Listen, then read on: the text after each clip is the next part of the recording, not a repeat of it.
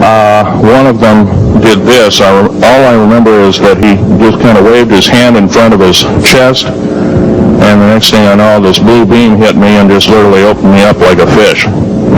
And burnt my fingers right off of me. And there was some form of electrical force, because the kind of like being hit by a lightning bolt burned all my toenails off of me. Completely crispy crittered my left foot. Burnt the shoe right off of me. All I remember is the smoking remains, and I'm still conscious, but in and out of, didn't remember much. And there was a Green Beret that was right behind me that risked his life. In fact, he died. But he risked his life. He shoved me back in the basket and hit the button and took me up. And I wouldn't be alive talking to you today if it wasn't for him. I'm forever indebted. He lost his life. 66 Secret Service agents, Green Berets, Black Berets, crack troops lost their lives because the government, our United States government, lied, did not tell us anything about the alien threat.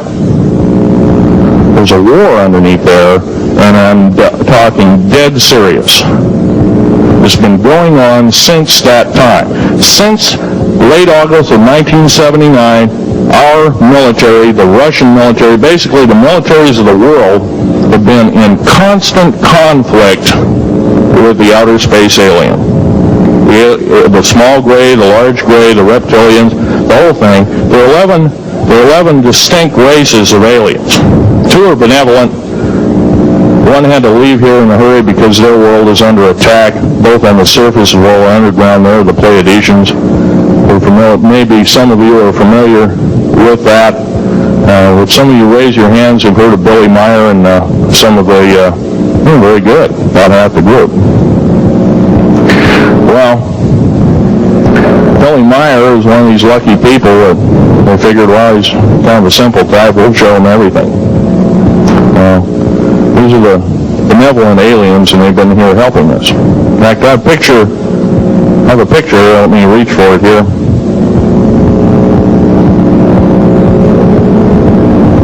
I have a picture of one of the aliens been working for the United States Pentagon for the last 58 years. His name is Valiant Thor. He's right here. There's my father in the background. This whole place, the ready room of the USS Eldridge, Al Bielika has probably explained, and maybe even shown you this picture. There's a list of some of the notable people in it. They're all the atomic bomb scientists of the day, all the time variant experimentalists of the day, all the top physicists of that particular day. This was in August of 1943. Now this guy has not changed one iota in 58 years. Started work, he came here, crashed here or whatever, whether he's under duress or not. He started work for our U.S. Navy and military operations in 1937, either 37 or 38 is what I've been told. So it's, for 58 years, this man's been employed, probably under duress. Christianity and support the occult. And why would the entities actually possess and inhabit people just like demons do if they were really advanced extraterrestrials? Dr. Pierre Guérin, an eminent scientist associated with the French National Council for Scientific Research, concludes that UFO behavior is more akin to magic than to physics as we know it, and that modern UFO-nauts and the demons of past days are probably identical. You can literally hypnotize a person, tell them that there's a cat in their lap, they will see it, they will hear it, purr, they will pet it and feel it. It's not physically there. You tell the cat to scratch them, and bring them out of it. There are scratch marks on their cheek. A non-physical object, under the right conditions, can leave physical evidence. I think it's demonic. It's a spiritual power of some kind for which there is no physical explanation. You can't explain it with the laws of chemistry and physics as we know it. In Close Encounters of the Third Kind, that first film that came out about UFOs, house that the mother and little boy were living in, you know, the toys began running around and screws unscrewing in the presence of UFOs. What the film was saying was the same people that run UFOs run haunted houses. And I would say that's absolutely true. In 1969, the United States Printing Office issued a 400-page publication entitled UFOs and Related Subjects, an Annotated Bibliography.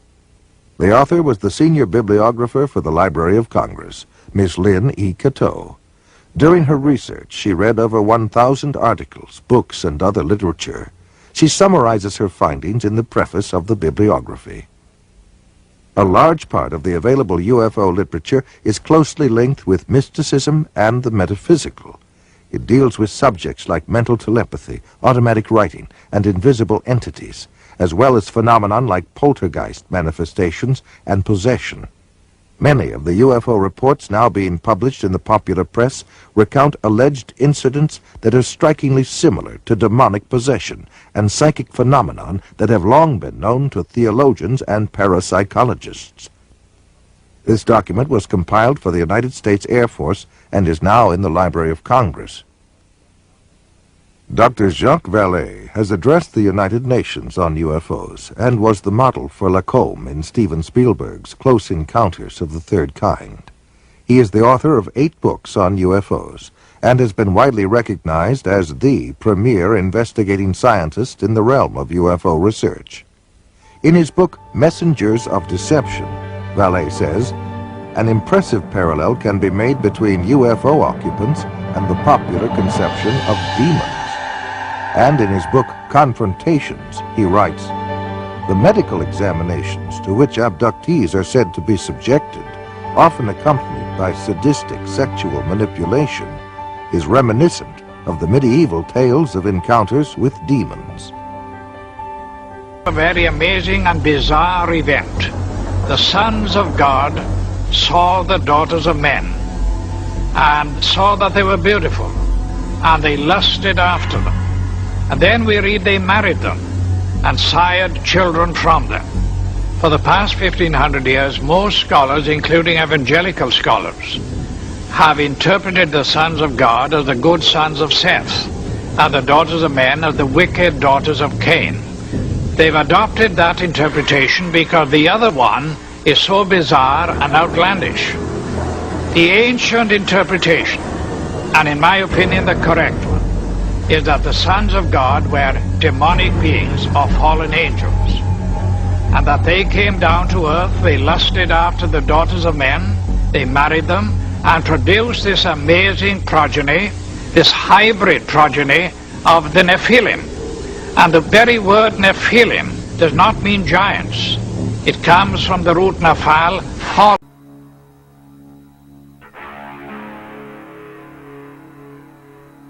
What do you think about aliens? I don't think there are any.